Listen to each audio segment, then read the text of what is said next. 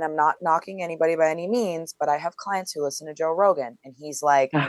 take methylene blue, cold plunge, do this, do that. And now everybody's doing it, and it's not solving their problems because it doesn't apply to them. And it Yeah. could be an extreme method that's not working for them. To think that everyone is Joe Rogan and can just jump in the cold plunge and do that with methylene blue, blah, blah, blah.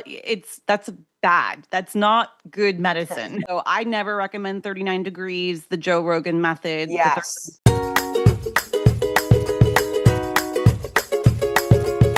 Hello, hello, Heal Squad. Welcome back to another Heal Squad Roundtable. We got Dr. Allison, our holistic naturopathic doctor, and health and wellness coach, Christina Gomez, on deck. Today, we're going to talk about whether or not saunas and cold plunges are as good for us as we've been thinking. We're going to start with our quote of the day. You do not find the happy life. You make it. Thomas S. Munson. All right, let's make a happy life, everybody. Ladies, glad to be back with you guys today. Hey. Always a pleasure. I have a question off the bat for Allison, not related to our topic, but I got the Daylight computer. And for everyone who doesn't know what the Daylight computer is, it is a blue light-less iPad, basically. And I haven't set it up yet. I've kind of set it up, but I'm still kind of figuring it all out. My question, if I'm to fly for a very long time with a toddler, do you think it's okay if I put something on there for her because it's blue lightless, it's safe, but she does not watch anything. She does not use any screens. I'm also scared of creating a monster that's just going to keep wanting that. But then I also don't want her to be technology less in life. And if that's a safe bet for her, tell me what your opinion is for moms out there like me. Yeah, so the Daylight computer is an amber based, so no blue light based screen technology. So what that means though is it's not color, right? So it's just black and white right now. It's the first gen of the device, and the goal behind this was to create a non blue light based, flicker based technology so that it was safe for your brain and would not deplete dopamine like all of our screens do now. So I will tell you this, I forgot my blue light glasses. There we go. I was one of the early adopters because I wanted it for Gemma. Unfortunately, we live in a world we're not going to avoid technology. So we have to just do it better, do it safer. And even though like Gemma's 10, so she wears her blue light blockers, we don't use tech at night, like all the things. But for example, travel, we would let her use an iPad to go really long distances, with blue blockers and air tubes, so not regular headphones. But I still didn't love it. And when Daylight came out, I was so happy. Now, what that means though is that I don't get to use it as much as I would use it because oftentimes because she's homeschooled, she does school stuff on there. I don't even worry about it as much because it's not creating that dopamine effect. So if you ever have watched studies of little, they did studies with babies on screens and prove that you take the screen away and they go crazy. I'm sure you've seen. I've seen the videos. Exactly what you're worried about. Terrifying. And yes. So we didn't let Gemma have screens for like the first 2 years of her life. And then we knew we were going to have to deal with screens. So we did it very strategically. But I think because she had never seen a screen, every time we used an iPad, initially she would go crazy. And we didn't even use it for that long. So then we kind of had to step back and just kind of really take a moment and not use it. But then as she got older, we tried to just use computers. Again, this is so difficult to navigate this world. Mm-hmm. But the Daylight, she has no crazy brain when she turns that Daylight off. So I would tell you a long flight to Greece, maybe a cute little show every here and there. I would not worry about her brain being blue light rotted because it doesn't have blue light. Okay. That is what I was kind of feeling. And my thought was I was going to give it to the flight attendant to give us. So it looks like it's the plane's and not mine because I Ooh, don't good. want her to want it outside Ah, of there. So I'm going to do that. And because she's 21 months, she'll be 22 months when we travel. I want to make sure, she's different. She's going to be awake more. And she's going to need something. yeah, And so I figured I'd get some like vintage Sesame Street episodes and put them on there.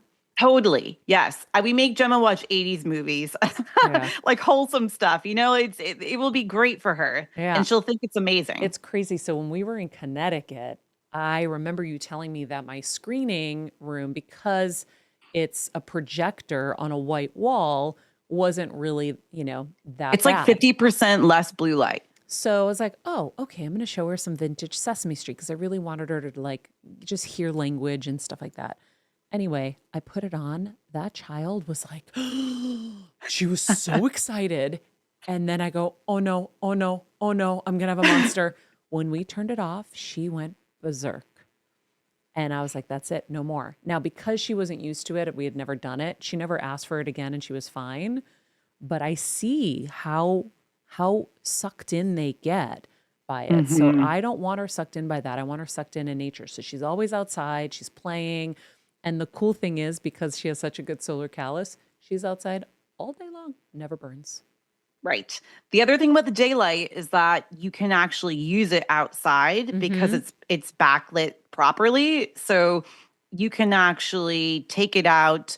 So sometimes, I mean, it's small, but like we've in the like last we got it in November, so it was still warm enough.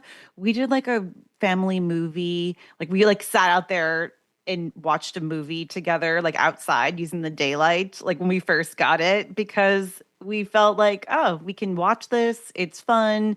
Who knows what we watched? But that's the other really good thing about the daylight. That's so That is cool. so cool. I'm going to look into that because Yeah. I'm not big on screens at all for obvious reasons. But Vincent's 8, and I don't like to be that mom that like we're already so different in so many ways that I'm like, okay, you're outside, you're reading, you're doing this. This is like the absolute last resort, right? On a plane or something after drawing and other things.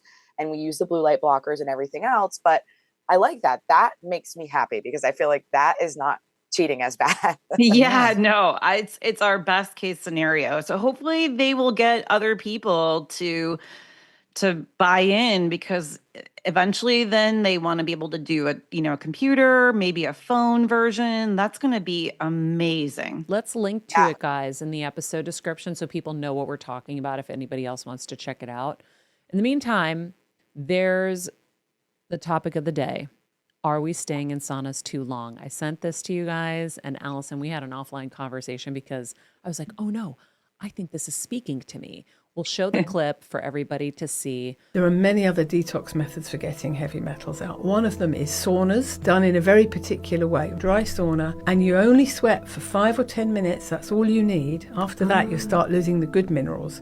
Interesting. Yeah. Because it's a really big thing at the moment, going for Saunas. saunas, and Yes. people are doing it for an hour. They're staying in there way too long. So do you think that's too long? I think you need little and often. So ideally, not everyone can do this, but ideally 3 times a week, but only 5 or 10 minutes of sweating. And crucially, you take a clean towel in there and you wipe off the sweat as soon as it appears, because otherwise the body will just reabsorb it again. That's such a good point. You've got to think of it from an evolutionary perspective. We didn't evolve to sweat for detox. We sweated to cool ourselves down. And the minute that liquid is on the skin, the body just reabsorbs it again. But if you're getting rid of pesticides, plasticizers, chemicals, and heavy metals or whatever, you don't want to reabsorb them. So the minute you break a sweat, you wipe it off, you wipe it off. You keep wiping it off for 10 minutes, drop that towel in the dirty washing. It is now contaminated. Drop it in the laundry and then go and have a shower. Basically, this woman was talking about how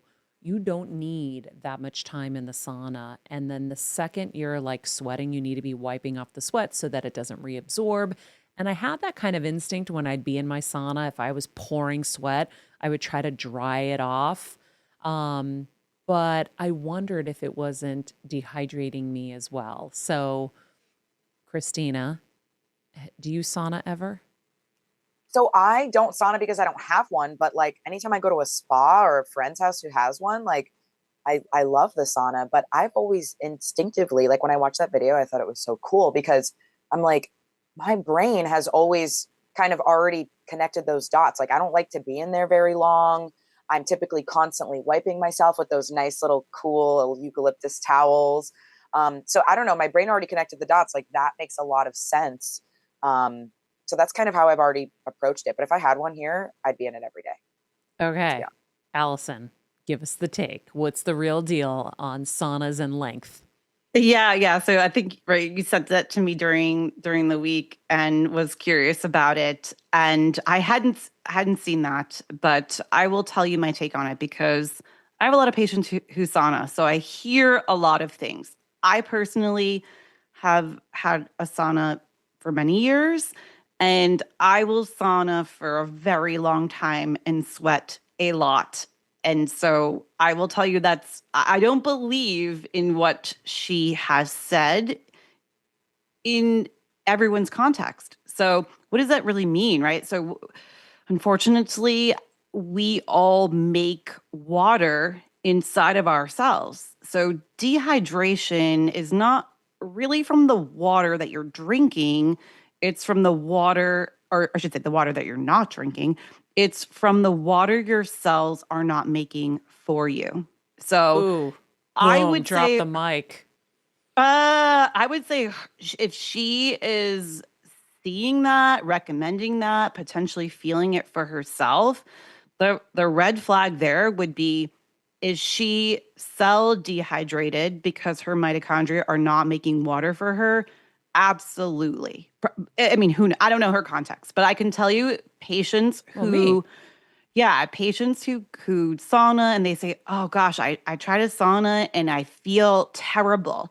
I can't even stay in there. I sauna, I come out and I have a headache. I feel like I'm so dehydrated.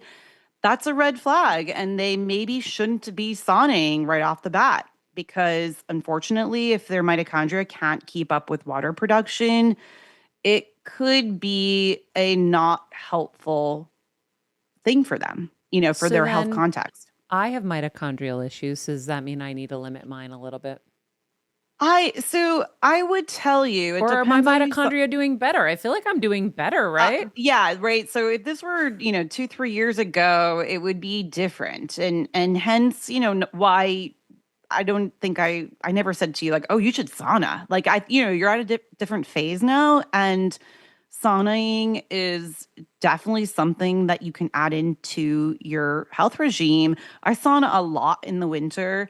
Um, I use it as a deuterium depletion method. We actually sweat out deuterium, and our skin sloughing off is loaded with deuterium. It's something that I'm sure humans who have saunaed over decades, right? The Russians, the Finnish, the Swedish. I mean, people have historically saunaed for a long time and saunaing all day, a lot of sweat without ever worrying about dehydration or mineral reabsorption.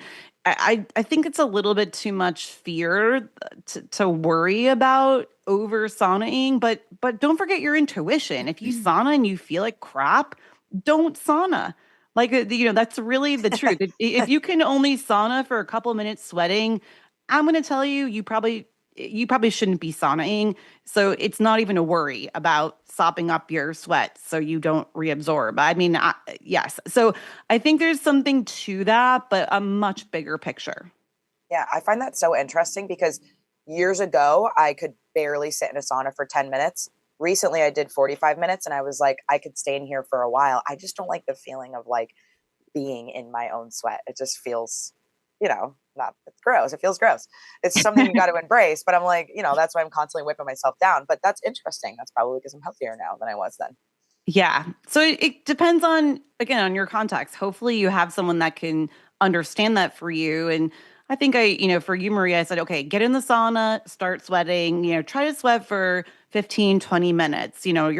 I'm not looking for you to sweat for 60 minutes. Now I can and actually feel great afterwards and love working toward that, but I'm years into this and it's a totally different context. So Yeah. I think that was a helpful piece of advice, but trying to understand it better. Again, these are the things that you can hear advice, but what does it really mean? Is that Yeah. the same for everyone? Well, that's the So you hard thing. will not reabsorb the deuterium, is what you're saying. I just wanted to make that clear. Yeah, no, I Okay. mean, yeah, this is not how I would think about it. Okay. Good question. So, what are the benefits of sauna for somebody who doesn't know? I mean, there's so many benefits. I would think about it as it's really improving vascular flow. That's great for a lot of people in a safe way, not having to go, run 5 miles to get up your heart rate. You're going to naturally get your heart rate up. Again, it's helping with some of the natural deuterium depletion through sweating. Sweating is really an important method of getting rid of things from the human body. So if you're not regularly sweating in a different way, then sometimes sauna is the only thing some people can even manage. And that can be great for their health. I think there's even some deeper stuff. Again, culturally, a lot of cultures use it and they sauna with their friends and their family and have sauna days. I think there's more to it than just what we've made it out to be health wise. I love a sauna day where we'll sauna, we'll do a cold plunge, we'll sauna, do a cold plunge, eat, sauna. And then you're outside in the snow. Like there can be amazing moments of sauning. I love that. I recommend clients to sauna specifically when they're like tight or they're fighting an injury or something like that, because it warms up your muscles and it gets your blood flowing. Because a lot of people think like, oh, I'm tight or this is bothering me, and they'll just keep trying to stretch it cold. And I'm like, you need to warm the muscles a little bit. So that's one reason why I'll recommend my clients to go sauna, or especially if there's a red light in there too, for therapeutic reasons, obviously. Yeah, I sit in there, I get all hot and sweaty, and then I kind of stretch my legs because I'm laying down. I'll do like the figure 4 stuff, and Yeah. I'll elevate my legs. I'll do all kinds of things. Okay, so that is a relief, and I'll say this is why I love doing this too, because there are a zillion experts out there saying so many things. And, I used to just do this with Allison just on text, and now you guys are just basically now living our texts. But what about cold plunging? Obviously, cold plunging, there's been so much. It's become like all the rage. Everybody I know is cold plunging at this point. I want to talk about the pros and the cons of that and who it might be for, and maybe who it might not be for. But first, friends, raise your hand if you've waited till the last minute to get your Mother's Day gift. I know. I literally have run out just that morning to get flowers. I'm like, oh my God, I didn't even realize. Anyway, let's just say panic shopping isn't ideal. That's why I love Macy's. Right now through May 11th, you can get an extra 25% off amazing Mother's Day gifts. And trust me, it doesn't feel last minute. You can get great fragrances that I know your moms will love, luxury skincare from Kiehl's and Clinique, and I found some that were EWG approved, which was really exciting. They have some really great dresses. I'm actually wearing one of the dresses from Avix Le Filet or whatever. I can't say the name, but we'll link it in the description below. So breathe easy. You have time. Head over to Macy's.com/gift guide and shop the gifts that say, I love you, Mom, and not, I forgot, Mom, or yeah, I just didn't realize, Mom. But, and if you don't have your mom, like I don't have my mom, celebrate the mother figures in your life that have stepped in and loved on you. My wish list is below. You can check it out. I hope you find some inspo in there. And happy early Mother's Day, everyone. So cold plunging. I was doing it for a minute. And then when Dr. Jack came on the show, he told me it wasn't good because of what was going on in my thoracic spine. And I was like, oh, I don't even really know what that means. But It was a really great excuse to stop cold plunging because I don't enjoy being in cold water. I love cryotherapy. So I'll go into the chamber and do negative 240 degrees. And I recently did it when my back was a mess, Christina, you know, and I went in for 3 minutes each time and I felt amazing, but I don't like the cold water. So I think you sent that one that I think in our show notes there that one link was about like the danger of cold plunging, which I think was why we were talking about this. Yeah. But I would say that that might be a little extreme to think about it as dangerous. Well, it could However, be like for somebody with heart issues that are not realizing that there's going to be a shock to your system, maybe, right? right. Normally, these are not people who decide to cold plunge. However, you know, this has become all the rage. You know, I've been doing cold thermogenesis before it was cool, and it really was because of Jack Cruz. I would definitely say he wrote a whole series about cold thermogenesis years ago, like I think 15 years ago, maybe not quite that long, but he is who developed some of the true science around cold therapy, cold thermogenesis, not technically just plunging for fun or for the shock or whatever. Um, I would definitely encourage people to read that because obviously we can't dig into the deep science, but he told you not to do it because you didn't have enough neuromelanin in your thoracic spine, hence all of your health presentations. So that means your semiconduction was already shot. Cold cannot work well in that context. So now you may be creating more stress responses than your body can handle and actually degrade the little melanin you might have to make dopamine. And long story short, you know, Wow. that was the truth around the quick reasoning there why he said, Maria, what, do not do that. You had no fat on your body to buffer that, all the things. Now, I think there's some different usages of cold. A lot of people are doing the 3-minute cold plunge to get the boost to their system, the neurotransmitter boost. I know if Dee was here, she would tell you about her husband's method of like he wakes up to the day. It makes a good day for him when he goes in and does a 3-minute plunge. Now, sometimes he'll do it after work. I was at his house one time where he was so committed. He came home from work and he got in that cold plunge, even though we were there, because he knows we cold plunge. So he was fine doing it. And that really changes his day. And he's so stressed from the day. So there's a lot of methods to support that. You know, it's not generally from a health perspective, like what I'm recommending it to patients for. It's more for the cold thermogenesis, which is then that link into Jack Cruz's work. But I would definitely say if you're unsure about your health and whether it's safe for you, if you're asking that question, you probably should not be doing it. Ooh, I love that you interesting. say that. And I love that we have this here.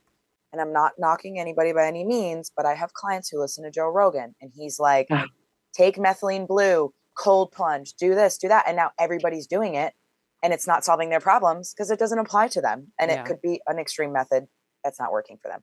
And dangerous. That Yes. could be dangerous. Now when you're playing with things that you don't truly understand, especially around molecules like methylene blue, that is not a safe molecule for everyone.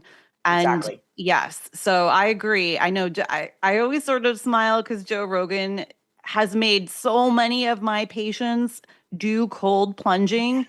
It's probably more than anyone else on this planet. Yeah. And he has a different context. Like he's doing life differently. To think that everyone is Joe Rogan and can just jump in the cold plunge and do that with methylene blue, blah blah blah. That's bad. That's not good medicine. So then who shouldn't, like, when you say about why am not supposed to do it or wasn't supposed to do it, I think maybe I'm in a better place probably. But are there people that just should not cold plunge? Um, so this is what I'll say. Anyone with an L maternal haplotype, so if your mitochondrial genetics are African, What you talking about, Allison? well, okay. So if you actually knew the DNA of your mitochondria, this is called your mitochondrial DNA that comes from mom. Mom's that maternal haplotype. So have you ever done any DNA testing on yourself? This actually is information available for you from that testing. You just go in, you look up the maternal haplotype of the mitochondria. But if you have mitochondria that are linked back to the equator, this is called the L haplotypes, L0, L1, L2. L haplotypes are African haplotypes. They're the only mitochondria that run coupled. So they're meant to run on sunlight and not cold in temperature. They are my patients who I never recommend cold therapy to because they cannot tolerate the cold like all the other mitochondria. Now, generally speaking, if you're of, European descent or anywhere other than Africa, then you don't have L haplotypes. So you do run uncoupled and the body can actually then use that cold to your benefit. So cool. It's so Yeah. cool, but then so sad because again, not one doctor I know knows any of what you just said. I know we're here. We're slowly unpacking all of these things, right? Right, Christina, That's like tough. what doctor, like of your friends' doctors, which of them are ever going to say, "Are you an L haplotype?" And your TCA cycle isn't doing this, and you need your deuterium to do that, and it's so crazy. So But it's tough because I used cold plunging for a while. I mean, I read Wim Hof and I loved his methods. And you met me when I was heavily into my CrossFit training. So I was cold plunging for muscle recovery and, circulation, all these things. And a lot of people cold plunge for those reasons. But I had a client who started cold plunging for Raynaud's syndrome, and that completely got rid of it. So maybe that's how she feels. I don't know if that actually was the totally. case. Yeah. Yeah, because of circulation. And it runs in my family, and I used to have issues with my fingers and toes getting really, really cold in the winter. And when I started cold plunging, I would literally see the blood fill into my hands and feet when I would get out. So now I'm wondering too, I'm like, okay, I do recommend this to people. Not everyone, but now I'm wondering maybe I shouldn't. Well, so this is the truth, is that even in that context, it wouldn't be harmful for most people. If they're coming and working with you and they're exercising and they're doing okay exercising, you can be pretty safe with recommending cold therapy. Yeah. But if someone gives you feedback and says, this feels awful to me, like I do this, Don't do it. and it's not just like mental, like it like feels physically awful, that could be a little bit of a sign. Again, this can happen. I mean, but it truly does feel cold, physically awful. yeah. It's hard. I mean, it's hard. It's hard. I have I've experimented with it a lot. I've done it in a lake over the course of 6 weeks. I've done it, I fortunately have an actual cold plunge that fits 4 adults very comfortably. So I always recommend cold plunging with friends because you will do it much longer and easier if you have people to talk to. But the real reason why cold on the surface, so when cold is on the surface of your body, especially as cold water, that creates a signal for our body very differently than cold air, very differently than cryo. It's way more efficient to get the signal from cold water on the surface. That changes the thermodynamics of your mitochondria. So now it creates a signal to actually tighten up the machinery of the mitochondria so they run thermodynamically more efficient.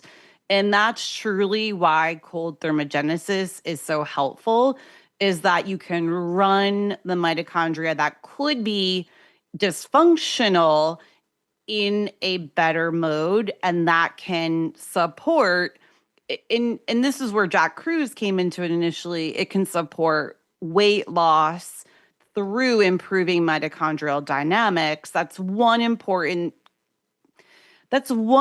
context that probably most people can tolerate cold when they have a lot of excess fat mass. Again, you didn't have any when you met Jack, like you had no fat mass on your body, Maria. And I think he probably looked at you and was like, "What are you doing? I know you just told me about your health. Like you cannot go in the cold." But most people like him, he had over 100 pounds to lose, and that actually helped to support his initial fat loss because he understood that it would improve his mitochondrial thermodynamics, and it worked. And then he used it in his son and in like relatives and people and then it just became a mitochondrial support. And then now it's kind of many other things. So I think an important note to add is you mentioned circling back 3 minutes. So one thing that I think is important to explain to people is like when you're introducing something like this that can be shocking and extreme, right? It can feel extreme. You got to let your body adapt. So like I did 30 seconds a day I did it a slow adaptation. I did 30 seconds a day for a week because it was so hard for me. And then I bumped it up to a minute and then a minute and a half and then 2 minutes. So it took me like over a month to get up to that 3-minute time span. And that was just kind of how I forced my body to adapt. Because I feel like jumping right in for 3 minutes, like that might be brutal, like a little shock. Right. Yeah. And also, how are you doing it? So I never recommend 39 degrees, the Joe Rogan method, Yes. 3 minutes. I actually, when I'm really working with patients on it, I have them do 2 weeks of cold face plunges, and then I'll have them start typically like 50 to 55 degrees. And then I'll have them start even potentially a little higher temperature and work that even 70 degrees, 60 degrees. That's still cold thermogenesis as long as it's colder than your body temperature. And then when you can increase the tolerance, then you can lower the temperature to 50, 55 degrees, and then you can increase time.